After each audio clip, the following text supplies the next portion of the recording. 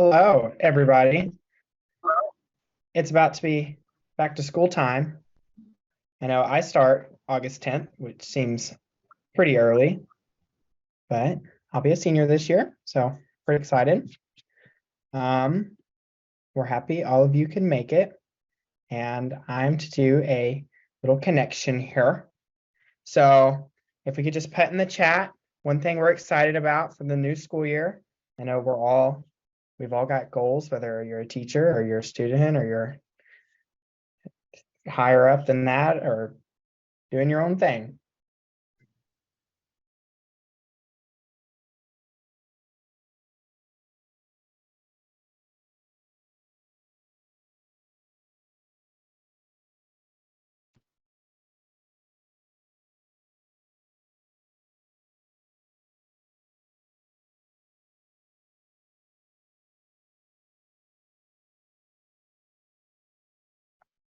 Rachel, my sister is the same way.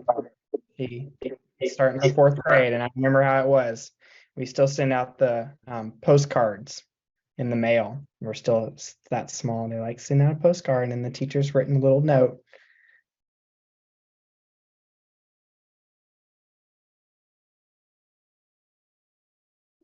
I just love the hope and optimism, like all things seem possible in August. It's just like this really exciting. It's like one of the great gifts of education that you get to begin anew in August. This opportunity to restart refreshed is just amazing. I think it's one of the great gifts of being in this profession.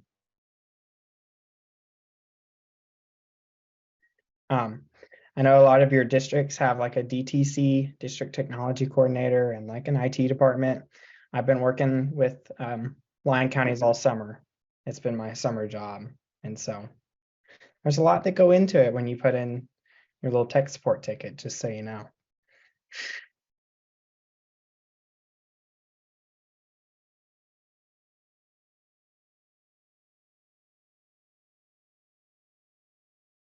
Rob, I can't say I envy you with the college tuition situation, but you can tell me how to navigate that when I get there. Just hoping to get two of them through before the third one comes along. I have a couple of years grace period. Yeah, I've got to do that in 2 years. So trying to save, but I don't think you can save enough.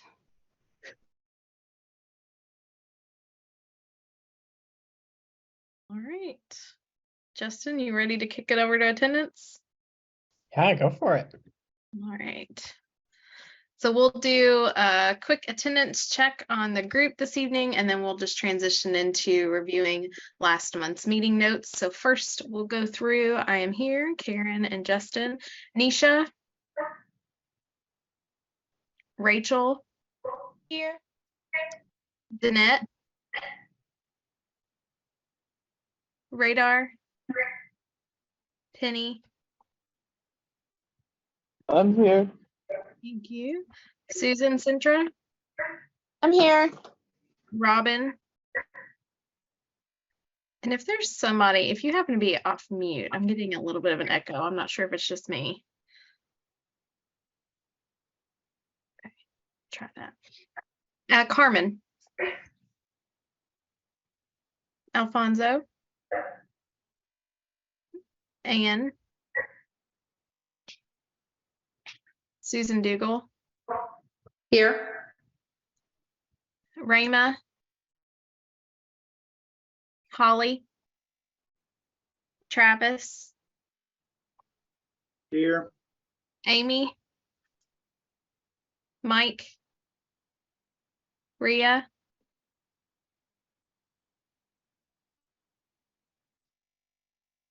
I know I saw her on. So Yana? Julie? Jordan? Lynn? Karen? Karen Scheiding. Rob? I'm here. Rashawn? Present. And Carrie Wilkerson. All right. I'm Sarah. And I think- Ria's here. Ria's here. I lost internet connection there for a second, so You're good. sorry. I didn't Thank say you. here. I marked you. We got you.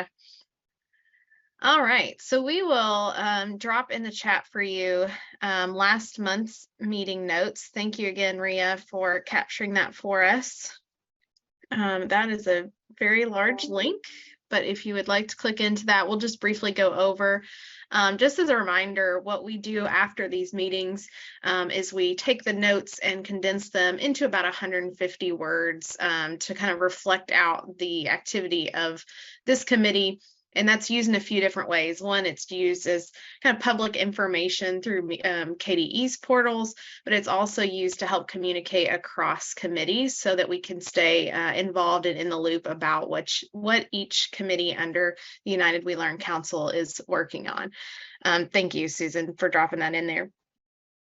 So just to briefly go over the meeting notes from last time, we had an update from BNF, the Bold New Futures and the Accelerating Innovation Committee. That should be a regularly occurring agenda item so long as a representative from those committees can be with us. Unfortunately, I think with the meeting schedule change this week, I'm not quite sure that the schedule allowed those folks to be with us, but if not, we will be able to share with you at least their meeting updates from the last the time that they met back here in July. We also brought up the need for a BLE co-chair. As Justin mentioned, he is a very busy senior this year and has many leadership roles and working commitments and just family commitments and trying to have fun in the middle of all that, right, Justin? So the other standing committees, as we've learned, did opt to elect co-chairs. Our committee did not do that at the beginning of our work together, and so we brought that up to you all for consideration. And so tonight, I think we're going to plan to continue that discussion as well. You received a brief overview of the KBE Learning Experiences Special Committee on Wednesday. That will actually be used, that will kind of come back up in the Kentucky Board of Education's annual retreat meeting that's happening Wednesday, as they'll spend a little time discussing that call to action document.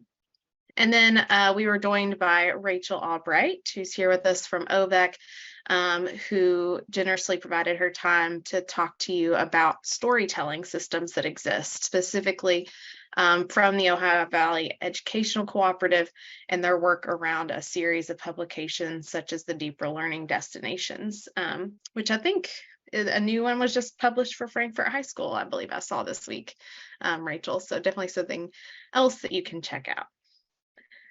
And then in closing, we discussed a few potential agenda items for July. And I think it was mentioned that we want to continue to this discussion, asking for more nominations if there were any, knowing that there were lower numbers participating in last month's meeting. Wanted to make sure we captured as many thoughts and opinions on that as possible. And then resurfacing this idea to continue our learning in the field. Do we want to revisit or to visit co-ops, other standing committees, continue site visits, etc. So those are our notes and meeting items from last month. Just a general approval of those notes. We'll just do a informal fist of 5. If you see any issues based on what was discussed, we can certainly make corrections in our systems as well. So fist of 5, 5 being fully support these notes. They represent our work and the time we spent together. A fist would be a halt. I do not feel comfortable moving forward with those meeting notes, meeting minutes as written. Sarah, can folks also drop their 5 in the chat? Yes, just drop your thoughts in the chat as well if you need to. And welcome, Alfonso. We're just reviewing the minutes from last meeting.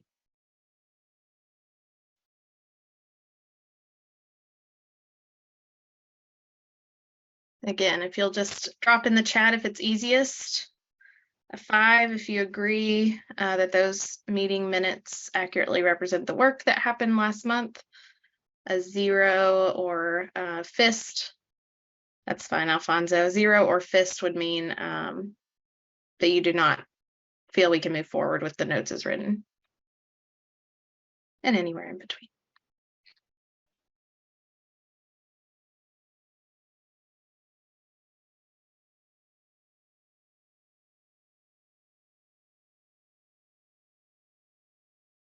I'm going to go with a general consensus.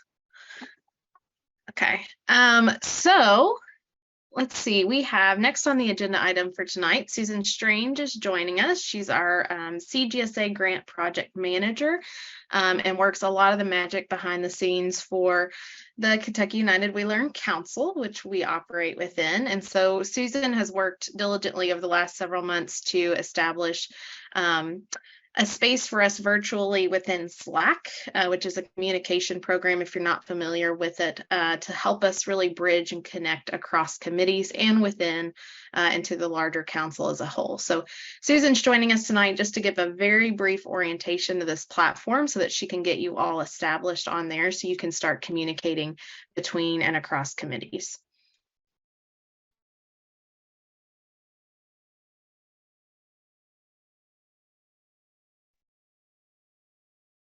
Is it thinking? There we go. I had to click on it. It wouldn't let me. Okay, so I am going to share my screen with you guys really quickly. So you should be seeing an email to Melina Gallagher right now. Can somebody tell me if that's not what you see? You're good. Okay, good. Okay, so when I invite you to the Slack program, and as Sarah said, this is a communication tool that we're hoping to use for cross-committee collaboration and also just whole council discussions where we're not sending emails back and forth, and it gives everybody an opportunity to kind of see what communication is happening. So you will receive this email from me probably tomorrow, and then you'll just click join now. That one doesn't work for me, so I'm going to click this link down here. And then it'll take you to the Slack sign-in channel. If you don't see that, please let me know, but I think it's probably okay. I'm going to go on and sign in with Google. You'll receive that on whatever email address that you've given to me. You'll receive the invite. I'm going to sign in with Google, and then mine will look slightly different from your all's because I'm what they call the workspace owner. And so I see every channel and I see everything, and you won't see all that, but I will go through it with you just really quickly. Letting you know which channels you do have access to and how to use each channel. Okay. Getting it pulled up here.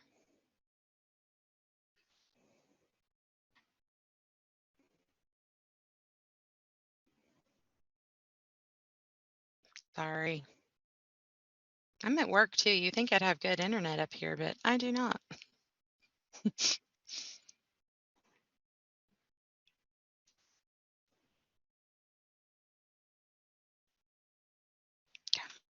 Come on. There we go. Okay, so when you join, you'll be dropped into this welcome channel here. And the welcome channel has it has a list of guidelines that we have, the leadership team has come up with. One of the biggest things that I'm going to impress upon everybody right now is that the council is 70 plus people. And then when you count in all of the leadership and the partners, we're up above 80 people. So trying to moderate something like this with 80 plus people is a little bit difficult. So first and foremost, we came up with some guidelines to kind of help that a little bit. So you'll be dropped into the welcome channel, and then you can click on the guidelines document that's in here. I am so sorry. It's never taken this long before. Okay, you can click on the channel if you want to. Can you all hear me? We're good. Okay, you can click on the channel guide if you want to, and it'll take you through exactly what each channel is on here and what it's for. I just want to touch on a couple of these guidelines really quickly. Number one, because this isn't a KDE approved thing and we're not working with it and we don't have service people, tech people that are on it, we don't post any sensitive information, no passwords, no student names, no information. We're not storing any files here. All of the files will be stored in Google Drive still. You can link to those files if you want to, but we're not actually going to store files here. Also, please remember that this is just a communication platform, so there's no expectation of a specific timeline on responses, whether that be from the leadership team or the partners that are with us, or other members of the group. To create a new channel, you can message me if you think we need a new channel for something, and then we can work it out if we can put it in the workspace or if we need another option. We've got some general rules of thumb when joining a large community. Keep messages short and concise, and I'm going to show you in a minute how to use threads, which is going to help in the general chat. Acknowledge receipt using thumbs up or a like button instead of commenting I agree, because then it kind of clutters things a little bit. Remember that tone doesn't always translate, so try to keep your messages brief but not brusque. Avoid repeating yourself, and again, we'll talk about that in threads in a minute. Be respectful of differing viewpoints and experiences. Show empathy towards community members. Be receptive to constructive comments. And then some non-negotiables, which I don't think are going to be an issue, but any kind of harassment or violent threats or language will just get rid of you on the site there. And then I put some helpful hints down here, and this will grow as we find things are an issue or as we find more helpful tips. So if you find something, please send it to me and I'll add it to the list. But you can change notification settings on here. You can favorite a channel, which will bring it to the top and easier for you to see. So just a couple of those things to look at. It is fairly user friendly once you get in there, so I don't think we're going to have too many problems. Okay, so looking down the left side here, you'll see channels. These are the channels in which you can work in. Like I said, you won't have all of these. You guys will have the Vibrant Learning Experiences channel, and this will just be for Vibrant Learning Experience members. That'll be the only people that are in that channel. So you can put things in here if you want to discuss something that's going on in your committee or whatever, but that's a private channel for committee members. Then I'm going to jump back up to the top here for announcements. This channel is going to be from the leadership team. And so like right now I've got the the survey, the recommitment and feedback survey that's due next Wednesday in here. And I'll just put messages in there. Like I put one in there this morning where the leadership team meets on Friday, but that's, the only meeting that we have for the Cool Council this week besides your all's meeting. I'm going to skip general chat for just a second. I'm not going to go to all these channels though, because it's taken forever to load. So Portrait of a Learner update and information. There's a channel on that. You can post on that channel, but please don't. There's only one channel, the announcements, where you can limit who can post. Portrait of a Learner update and information is just going to be stuff that comes from Meredith Brewer on what's going on with that. If you want to start a discussion about that, you can start the discussion in the general chat channel, but we're trying to just keep that Portrait of a Learner channel, just those updates as they come in. Related information is anything that you want to share that maybe relates to United We Learn. And then useful links, anything that you might need. The Google Drive is in there. I think there's a link to the website, the Kentucky United We Learn website. So jumping back up to general chat, this is where the majority of everything will live, I think. And so I just want to talk to you about what I mean by threads. So if you look, I've put a couple of started a couple of discussions on here already, and it's just going to get, if people are constantly starting discussions, it'll get a little bit backed up. So if you create a thread, so like I put a discussion on here for your favorite color, and then you can click on this and it'll say reply to thread.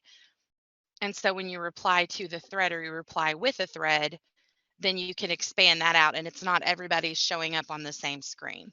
So this is what we want to kind of do just to keep everything organized a little bit. Again, 80 plus people in a communication platform. Julie started this thread here about vibrant learning and what she was doing with that one. And then when you click on it, you can see where she's got a reply in there too. So she gave a little bit about what it was about, and then she put some more information in that thread. So we just want to keep everything in threads as much as possible. I will go in and reorganize things if we need to reorganize things. But if you all have any questions or any suggestions, please let me know.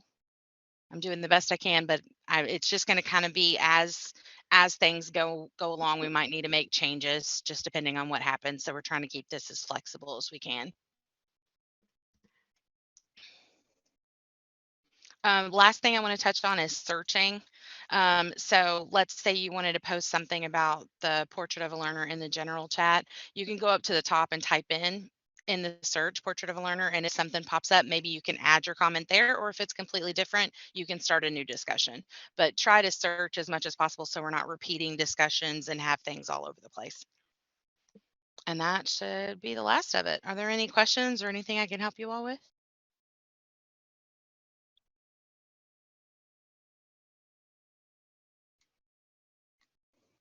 So I may have missed this. So you said that this was to connect all of the different committees together. Mhm. And so I see that we have a tab that says the United We Learn experiences. So is there a place where, okay, never mind. I think I'm answering my own question. So I see the accelerating innovation. So we could click on that and then just sort of see, like, would we see their agendas and different things like that? Like what's going on with them? I mean, I know we can No, also see so that. you all won't have access to those locked channels. We are trying to work out so like in the meeting notes, we've talked about cross-committee collaboration and talking about that in your all's meetings. We're trying to figure out maybe a channel that we can create that would talk about all those things as they come up. We're still trying to work that out. But right now, those locked channels, Accelerating Innovation, Bold New Future, Vibrant Learning Experiences, you'll be dropped into that if you're on that committee, but you won't see that if you're not on that committee right now. It's just strictly for those committee members. I hope that answered your question, Ria. It did, letting me know sort of what the access was, the allowable access for committee members. So, however, since it's supposed to, which I'm not disagreeing with what you're saying, I just want to make sure that I understand how this, the vision and everything. So, if it's supposed to link us all together, then where is the space for collaboration? Mainly in the general chat. The general chat is going to be where threads are popped up, and that's where anybody in the council can comment under that general chat. And we're still trying to work out a channel or some kind of discussion thread or situation for that cross collaboration. So let's say, I don't know, I'm just going to throw this out there, Karen, but let's say like the VLE and the AI are working on a specific deliverable for CGSA. I could create a new channel for that and drop all those people into that channel, and then they can work on those things together there too. So there are ways that we can do it. It's just kind of as things come up, we're going to make the changes that need to be made, if that makes sense. And Susan, I think to Ria's point as well, like the curiosity around seeing agendas for other committees. Am I wrong to say that our folks should be able to go into their Google folder for the Cool Council members and be able to click into the individual committees to see their artifacts? I thought everybody had viewing access for that. If you don't, let me know and I will change that. But everybody should have access to the individual committee folders in the community, in the members drive. The other thing too is that everything is posted on the Kentucky United We Learn website. So if you go to the website, it's broken out by committees, and we post everything on that website. Agendas are on there, meeting notes are on there, recordings are on there. So if you all ever wanted to go and watch the BNF meetings, they're all on there. Yeah, that's what I was getting ready to say after I said I've seen where it is on different platforms and Yeah. social media places as well. So it's a public knowledge. So not just committee member knowledge. So yeah, I just kind of was just asking if that was also included in this and things like that. So thank you for your information. Yeah, no problem. Anybody else? Okay, well, like I said, I will send you guys an invite to it tomorrow, and you'll have full access tomorrow. And then hopefully everybody get on there and start sharing and start up discussions and see how things go. Thanks, Susan. Thank you.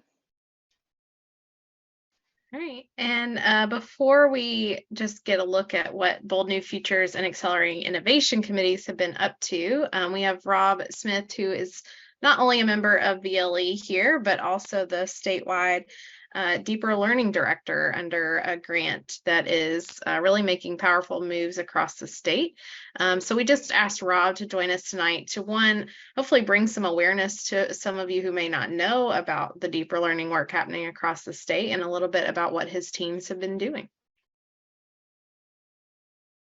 Thank you, Sarah. And fortunately, I have a team member here with me as well. Rachel Albright is super duper amazing, and she heads up some of the work at OVAC for us. So glad Rachel's on here to help me out in case I stumble. But I don't want to offend anyone's intelligence here by understanding co-ops. I think I was about halfway through my career before I understood who they are and what they do. I was in a district that didn't really utilize those services as much as they should have. So it wasn't until I was a superintendent in probably the last third of my career here that I realized the power and the impact of cooperatives. So in short, again, not to insult anyone's intelligence, but in short, co-ops are regional hubs for districts, and they can provide professional learning opportunities. They can provide tangents of learning for, especially like mine. I had a small district, so I needed a lot of support that I couldn't afford locally. So co-ops provide those as well. And there are 8 co-ops across the state, 8 regional co-ops. And I am the employee of all 8. I am the only employee of all 8. So when you talk deeper learning, I am CAO, COO, CIO, CFO in managing this grant. So it's good work. Love it. I have a fabulous team. I have about 25 spread out over those 8 cooperatives. So they're around 3 in each hub, and they work with districts. And we have I guess we're about a little over halfway through this grant. It ends in September of next year, 24, but we still have a lot of work to do. And right now we're in the phase where districts have completed their plans, and those plans could include any tangent to deeper learning. And I know Travis is on here, and he will tell you there are lots of points of entry, and we have districts in all of those points. And that's part of my job, is to connect districts across the state, co-ops across the state, to collaborate on these ideas. So what you'll see here in the fall is really some implementation of this work. And I know we have so many that are working on, say, profile of a graduate. I know that information has been out there with KDE doing a template and so forth. But a lot of groups. Gosh, so many different tangents. I'm trying to pinpoint a couple for you. I've got a bunch in southeastern Kentucky working with Silver and Strong and their classroom models. I have some working with John Antonetti in Western Kentucky, or GREC region. I know Western Kentucky just did some work around with Trevor Muir, and across the state we've got PBL Works, which I know is a strong KDE initiative. So I won't ramble, but we are here to assist, to help. This grant was $25 million, which is a lot of money. However, when you spread it out among 170 districts, it gets diluted a little bit, but it's still a lot of money. And again, we're about halfway through, and we're seeing great results. We just hosted our summer virtual conference, which was for a Tuesday in the summer in July. Had 200 register. Great attendance there, and we're hopeful that this work filters out. So Rachel, I've probably missed a bunch of things. If you want to jump in and throw anything in there, you can. Or Sarah, I know you know our work pretty intimately. We are here to partner with anyone and everyone under this banner of deeper learning, and we're here for you. So please reach out. We have a website. If you're interested, it is, I can put it in the chat here. We are at kaec8.org. And you'll see our staff there. You'll see some of the initiatives that we're working on, some news items. And again, we're just happy happy to partner with you. So if you have interest, start with your regional cooperative and your contacts there, but we can definitely connect you with whatever your interests are. So I think that got it. I don't know, Sarah, if there are questions, I'm happy to answer those. No, thanks, Rob. That's great. Rachel, any parting thoughts there on deeper learning? Certainly want to leave that space for you too, if you had anything to add. I think one thing that I might add, as people are looking for, they want to go see it, like see it to believe it. And we're thinking about spreading this work. Your co-ops have a good, like they're close enough to the ground and like where the work is happening. They have their like finger on the pulse that like their deeper learning teams will probably have a great place to point you to like locally so that you don't have to travel. Like to Justin's point, always travel across the state to get somewhere to see it. Like good things are happening all around us. And it's just like finding those and elevating those examples. And I think your co-ops will be great resources and partners in the work to kind of point you there and then also be like a thought partner in the work along the way. Great point, Rachel. And, there very rarely from the KDE perspective do we have any program that really spans the number of districts that this grant touches and impacts. Just significant student impact at the end of the day. And I think that fits right in to do with a little bit of this money. That always helps. Is certainly transforming the learning experience. And so I think we'll stay in close touch with these guys to help us as we develop a map of vibrant learning experiences and break off into that work group later. I think these co-ops are one of the first places we go to really pinpoint where is this happening and where, Rachel, as you mentioned, where can we go see it and learn about it and share it and spread it. So thanks for sharing, Rob. We'll certainly keep in touch and follow along the journeys. Certainly leaning into any future opportunities to go to showcases and presentations of this work, we'll always share with our group if welcome to do so. May I ask Rob a quick question? I feel like I have lots of questions tonight, but Rob, I had read, I don't know where it was, somewhere where it seemed like maybe the thought of deeper learning was being more driven toward the project-based learning specifically. Am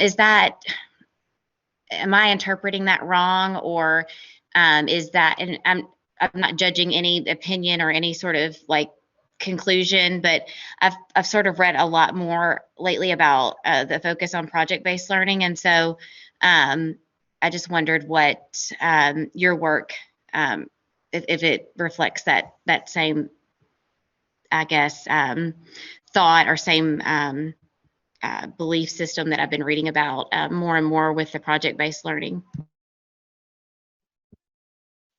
I would say yes and no. I don't think that's been an emphasis for us. I don't ever recall saying, let's all throw our eggs into this project-based learning basket. However, it is it's something that you can grab onto pretty quickly. I think it's gained a lot of traction. PBL Works being a major partner and a national partner has helped that. But if you go to the website that I put in the chat and look at, there's a menu up in the right corner. If you go to the approved vendor partner kind of page, research-based partners, you'll see that there are upwards to 40 or 50 partners. So to say PBL is or project-based learning is our cornerstone, no, but it has gained a lot of traction among districts. So, but that list can give you an idea of really the variety of those are vendors, but it also gives you an idea of the topics and the tangents to this work and the directions that lots of districts are going in. Okay, yeah, that helps. And like I said, I know that takes some time. And so we had talked about, just getting started into deeper learning and how something like project-based learning may take, more time and dedication, which is also not time poorly wasted, but just, time wasted. But anyway, I just wanted to make sure that, what the thoughts were on that. So that helped. Thank you. I think Rachel will back me up on this. Your co-op groups are here to meet you where you are and here to to take you in a direction that your district is interested in. So whatever that may be. So if it is PBL, great. If not, they will meet you where you are and help you go there. Yeah, if I can add on to that, Rhea, I've seen exactly what you're, I think, getting at, is that PBL feels like this kind of big, scary, super thing that, like, if you're just trying to move the needle a little bit, like, that feels really overwhelming. And one thing that we've found is, like, even teachers who self-select to, like, say, like, PBL is going to be my angle, like, it still feels a little scary, and, like, that you can get it wrong. One thing that we've played with or had success with, I guess you could say, is, like, you know, we're really about, like, those simple shifts that are just going to make us better student experience all around. And so sometimes, like, PBL Works has those design elements, and we're like, you know, just pick a couple of them. Like, could you get an authentic audience, or could you work on feedback throughout and reflection throughout, and kind of just, like, taking down that barrier of, like, it's all or nothing, but, like, what's going to make learning feel better and be more authentic and more vibrant, and just push on it in a couple of ways. Like, PBL done well is one really cool way to do it. But if you're not there yet, like, just push on a couple elements of quote unquote like PBL, and see if that makes, you know, if that allows you to take a few more steps in that direction.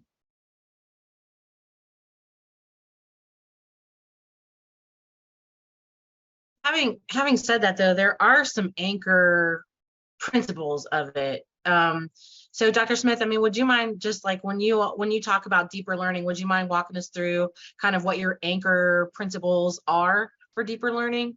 I think we'll see a lot of overlap to our working definition of vibrant learning.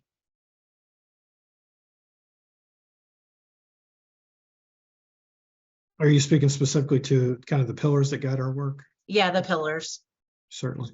So we are I'm going to try to pull up a graphic here if I can. Let me see if I can find it. But we are working under the kind of the influence or guide of 4 different pillars. And lots of people think about instructional design, but we also are working on assessment and accountability and what that looks like. We're kind of looking toward the L3 work and some community-based accountability. So that's our second pillar. We also have community involvement. What does that mean?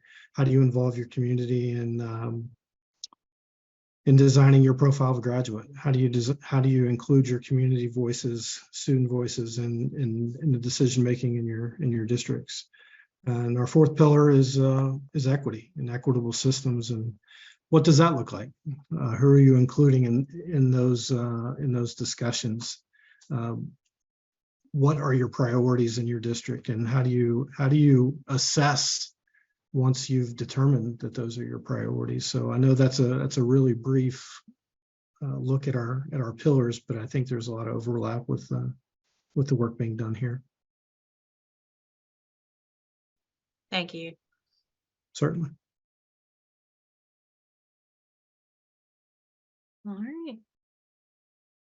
Well, thanks again for joining us and giving, I know, a very high level view of the important work that you all are doing. But we certainly plan on staying in touch and following along and incorporating as much as we can here into our committee's work, which we'll plan out a little bit more later in our meeting. All right, Karen, if you have that those updates to pull up from Bold New Future and Accelerating Innovation, we'll just quickly go over last month's meeting notes from these groups, since representatives were not able to join us. Accelerating Innovation in earlier this month. Gosh, I keep wanting to make it August. I need to slow down. They said that over the next 6 months, their committee will define and compare multiple possible models for a future assessment and accountability system that compares lessons learned from the Accelerating Innovation Standing Committee, their mid-year progress report that they released in April at the Kentucky and We Learn Council meeting. And it will meet their design principles. And this would include exploring opportunities and trade-offs within local, state, and federal contexts. So charged with their purpose as a committee, this was kind of their goals moving forward as discussed in their July meetings. Bold New Futures is working over the next 6 months leading into our November committee meet. November council meeting, they are working to specifically work and build capacity and increase engagement among communities, families, and students to support policy implementation that supports the reimagining of the education system in the Commonwealth by collecting data from every district to understand the value of skills like those on state and local portraits of a learner to inform to align changes to state graduation requirements. So just for an example from that committee, over the last couple of months, they had actually charged their committee to go out and conduct some empathy interviews and really try to capture some perspectives from parents, community members, students, educators about proposed graduation requirement changes. What would asking them some very specific questions about their experience in the system should graduation requirements shift to incorporate something with a local portrait of a learner. And so they went out and gathered some input and feedback, and I believe we're going to continue that work moving forward. So lots of opportunities possibly here that you see for some cross-committee collaboration. I would just leave some space here in the moment. Since these members aren't here to discuss this with us, we could certainly lift up these conversations to bring into our meeting with the other chairs as well as the other committees later on next month. So just looking at these two goals and thinking about what we have been discussing around vibrant learning, any points of interest, emphasis, potential ideas for cross-committee collaboration with what you see here on the screen, any implications for our work? Hi, Sarah. This is Alfonso. Can you hear me? Yes, we can, Alfonso. All right. So sorry that I'm not able to be seen, but I'm driving. But you mentioned something that it really caught my attention, and it kind of concerns me, and that may have implications not just for the work of this committee, but ours as well. I think here saying something about collecting data from every district to understand the value of skills like those on a state and local portraits of a learner. I keep thinking about our multilinguals in the state, and I keep thinking about how many times these people who, in cases like, for example, in Shelby County, where we have seen a school district going above and beyond to actually including them in all of the processes that they have done, to the point that even providing translators and interpreters and even reaching out to them in their specific language. As a result of that collaboration, in the development of their portrait of a learner, a skill such as world languages, is being able to speak other languages other than English, that has been somehow put there. My concern is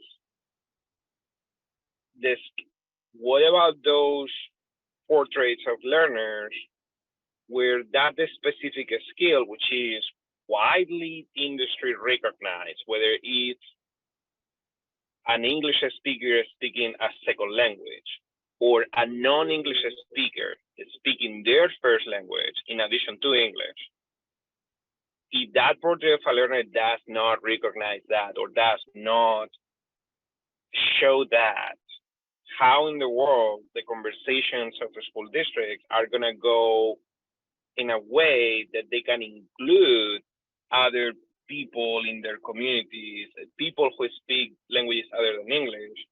How are they going to be able to show that when their guiding document, where their foundational document does not even mention something such as that? Am I explaining myself, Sarah?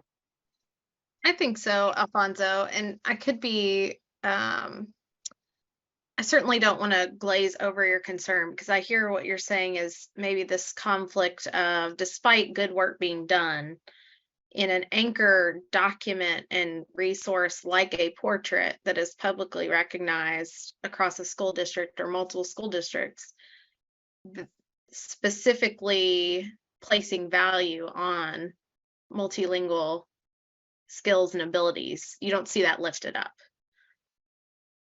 in many or most or all existing portraits. Is that kind of what you're emphasizing?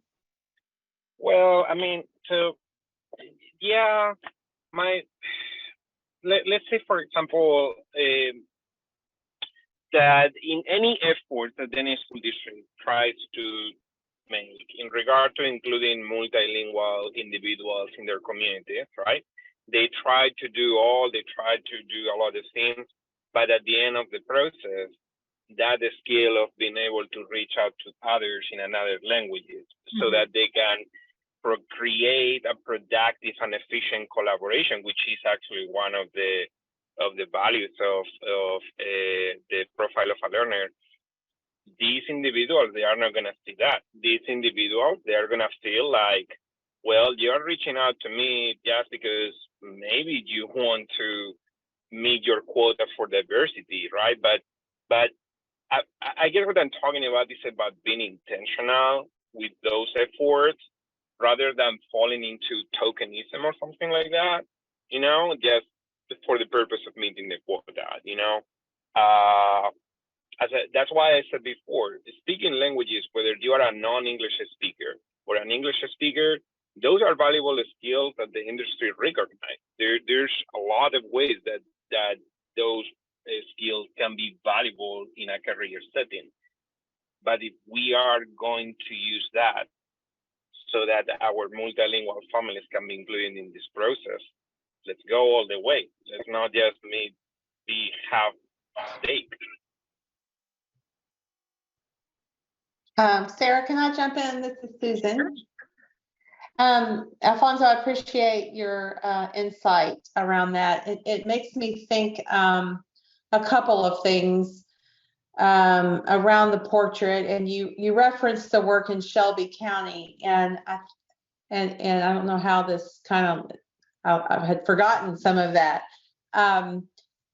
I think what the portrait does, there's a couple of different things that I hear you saying. One of them is in the portions of the portraits that we're seeing developed across the state and at the state level, in that section around contributor, global citizenship, some of those things. I think that's where the asset of being multilingual could fall, also in communication.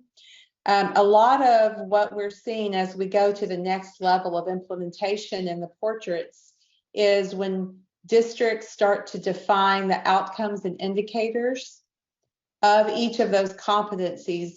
That's where we can really elevate that multilingualism. But also, it makes me think of my niece is a complex needs MSD teacher, and I was just having a conversation with her yesterday about she's doing some exhibitions in the first months of school around being an effective communicator for students who don't communicate like the rest of us do, who have adaptive kinds of ways that they communicate.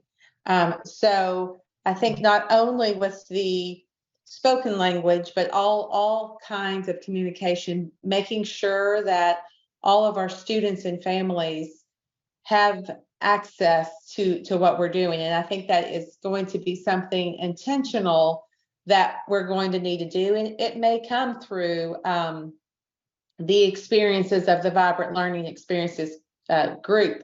When I think about whose responsibility is that, I think we're closest to the learner in our committee, so that we might need to start thinking about how do we make sure that all students and families have access to deeper learning. So I appreciate you bringing that forward, Alfonso. I absolutely love this that you have said, Susan, because that speaks very much to what is in my mind, right? And I will tell you, I like very much that you have mentioned the whole aspect of communication. And that's exactly the reason why I'm bringing this up, because based on experiences in the field, communication for Shelby County may be a whole different scene than somebody in Fulton County, right? Precisely because of their experiences in the field, right? So that's why I think it's going to be important to at least take some action, some intentional action, maybe use the language or something like that, to make sure that whenever if we are really talking about involving these families, these individuals in our community, these students in our processes to create all of this, let's go 100% with it, right? Let's not fall into practices that happened in the past.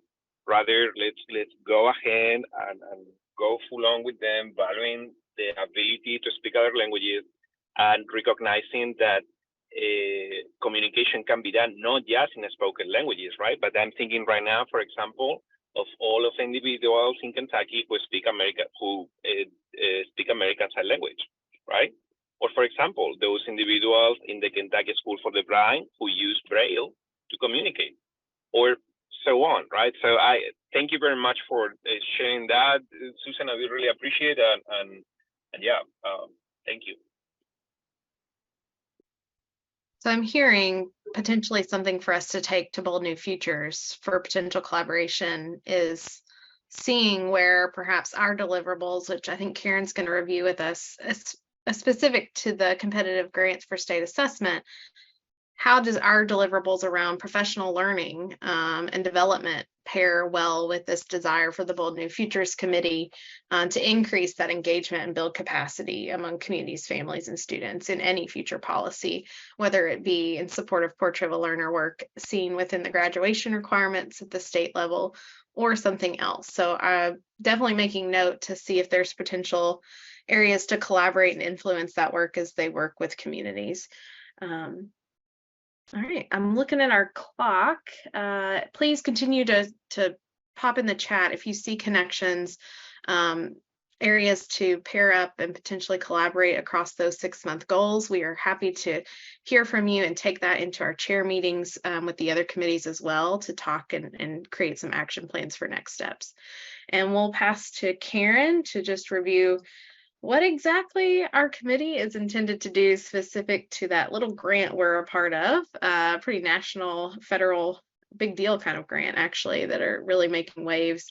And we'll spend the rest of our time in some work group breakout rooms to do some project planning for those next steps for us. Don't make us work out, Sarah Snipes. It's hot outside. So thanks, Sarah. One additional just sort of thought this is bringing to mind as we're talking about the student experience and how close we are to it. I think one of the things I'm excited about in this work is really the shift to local communities to be part of the determiners of portraits of a learner, the evaluators, the designers of the learning experience. I think we're moving toward a place where the decisions about all of this data doesn't just happen at the state level, and that it can also be balanced with local schools and districts and educators and parents and communities who really know these kids best. And so I'm hopeful for that.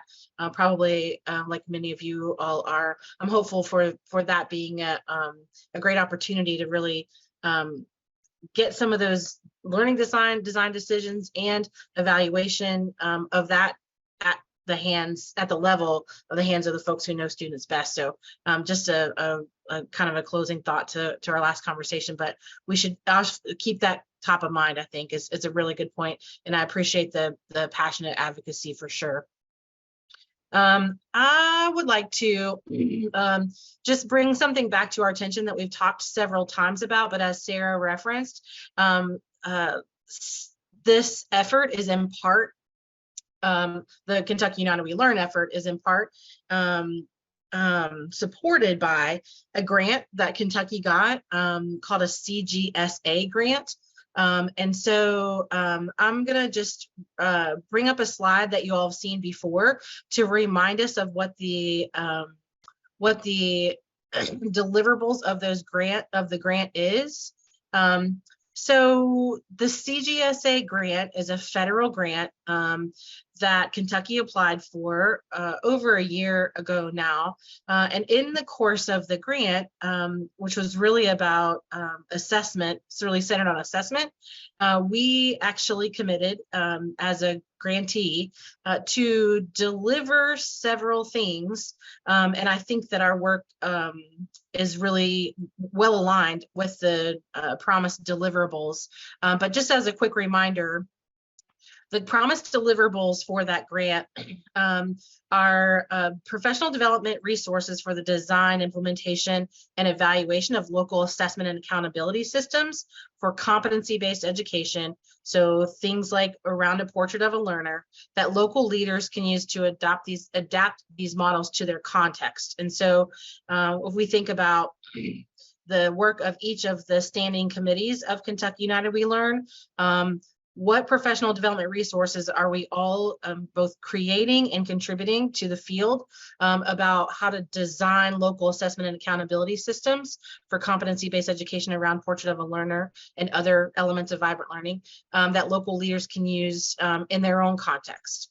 So that is work of the 23-24 school year, to begin in the 23-24 school year. But I think lots of the work of standing committees is already well on its way.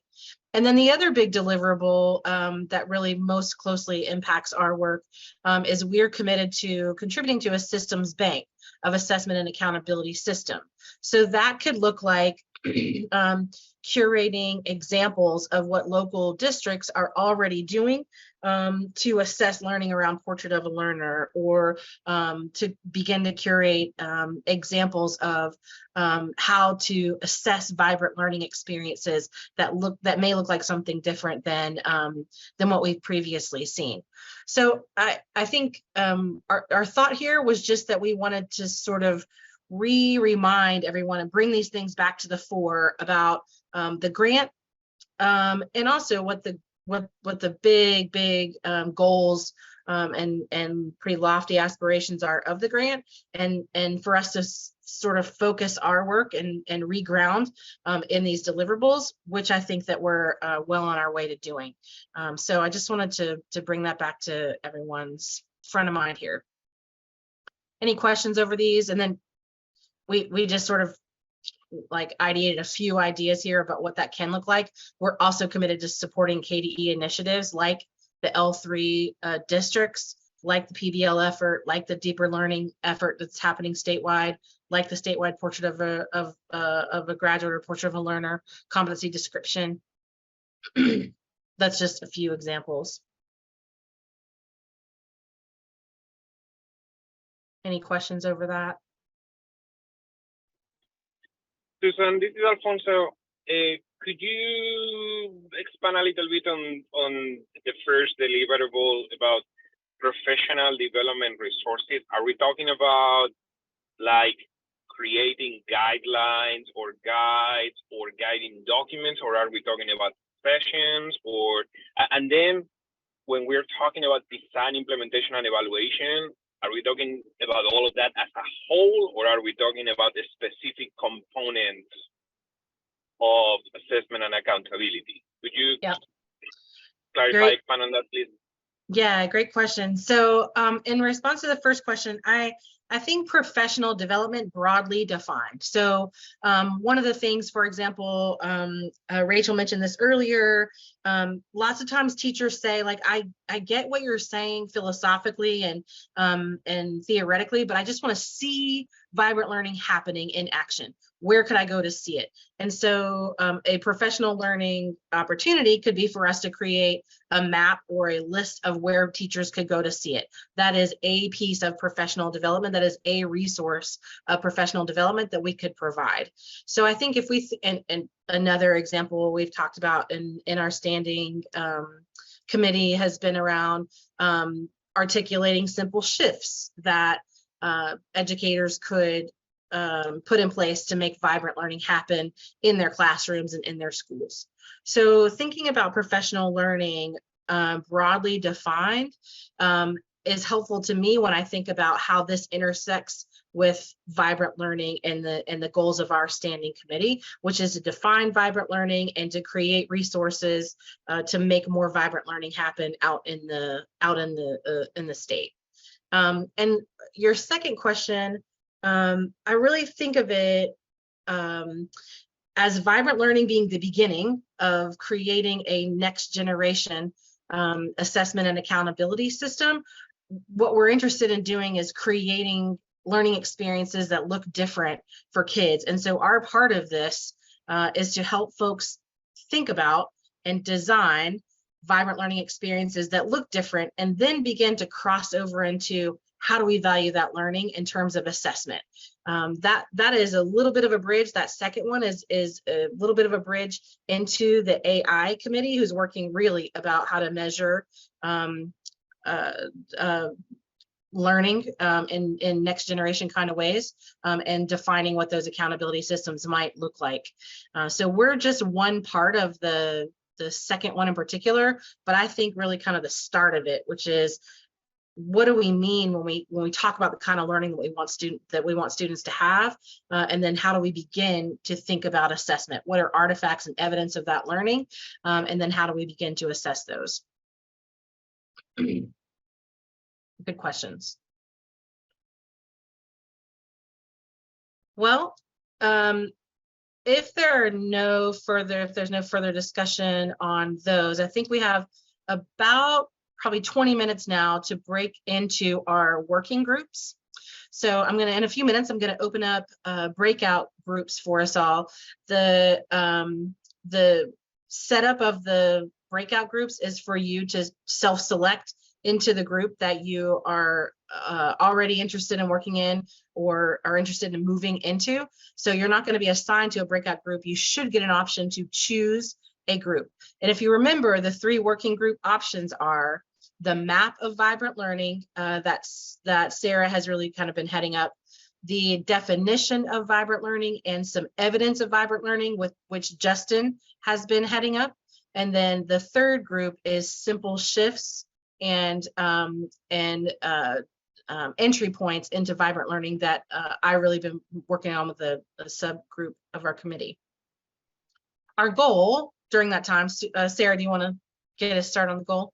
I was just going to jump in, Karen. While you, myself, and Justin are obviously passionate about leading these groups, we also recognize and hope that committee members will also really grab hold of this as an opportunity to kind of share ownership of one of these projects across the committee. So if one of these areas are really compelling and interesting to you, and you feel like you might want to take lead on that project, this is a great time to have that discussion too in our breakout groups. If you kind of want to take over and be a point person for this particular task or project, and think you really have something to add of leading that group in that charge, please feel free to do so. This is your committee, and we want to share the ownership and leadership. Yeah, I totally agree. Appreciate that, Sarah, for sure. So I think we're going to spend about 20 minutes in our working groups to really, our goal for the working group time for the next 20 minutes or so is really going to be to create a project plan. We're not going to get it all sorted right now during these next 20 minutes, but we are really getting down to brass tacks about what to produce, how, when, what are our available resources, and to start turning our BHAG, our bold goals, into actual delivered resources. So let's spend the next now 19 minutes working in our standing groups to begin to create project plans. I just dropped a link in the chat for you all to open up a Google Doc. Hopefully you can access that. If not, let us know. You'll probably want to go ahead and open it up on your device before you move into your working group. So you can keep the tab will be open for you, because I think you lose the chat when you move into breakout groups. So we're going to break out into our working groups. We're going to start working on our project plans. We'd love to have some folks step forward to be leads of these projects. And then we're going to come back together for a final few announcements once we do a little bit of project planning in our smaller groups. Okay, any questions? And I'm going to open up breakout rooms and you should be able to choose. And I'll stay here for a minute to help folks if you need help. Cut us off, Karen. Yeah, I cut us know. off. I know. I'm so sorry. It's a good sign when people don't come right back when you close the breakout rooms and people take every second. It's a good sign of good, robust conversation. So I'm so sorry for being the one who cut off a good conversation. Super, really hate to be that guy.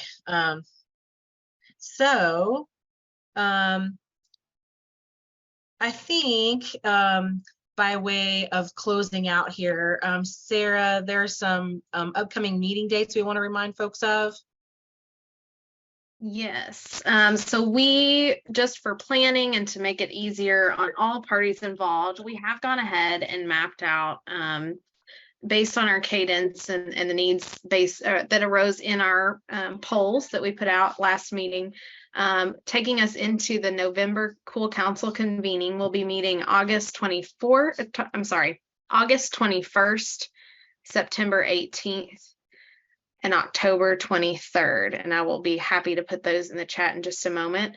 August 21st, September 18th, and October 23rd, all from 4 to 5:30 p.m. Eastern time. But correct me, because Justin, I don't want to speak so soon. We may be reevaluating meeting times because I know some of our members are in Central Time and they may have some difficulties. So if we need to figure out times, we can, if anyone has issues there, but those dates are pretty firm just to get us through the November convening so folks can plan accordingly.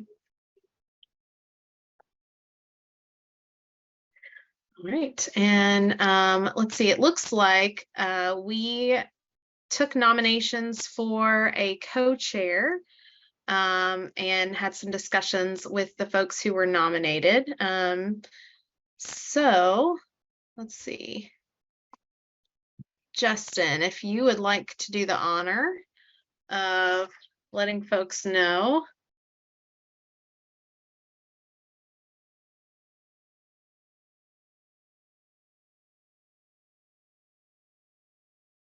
All right, so after email conversations and nominations and looking into things, we are excited to announce Susan Sintra as our new co-chair for Vibrant Learning Experiences. Yay. Thank you. This will be fun. I'm excited. Excited to work with you. Well, I'm excited to work with you too. And I know we're very lucky to have you in our committee and have you willing to step up and take on a leadership role. And awesome. I think good things are to come, especially as Karen said, as we were all fighting the, I was trying to find a way to turn off Karen telling me that I was going to get kicked out of my breakout room. But I was Very true, very true. Thank you. And all with that right. being said, I think that's the last thing on our agenda today. So, yep. Okay, y'all, have a vibrant week. Thanks so much. We'll be in touch.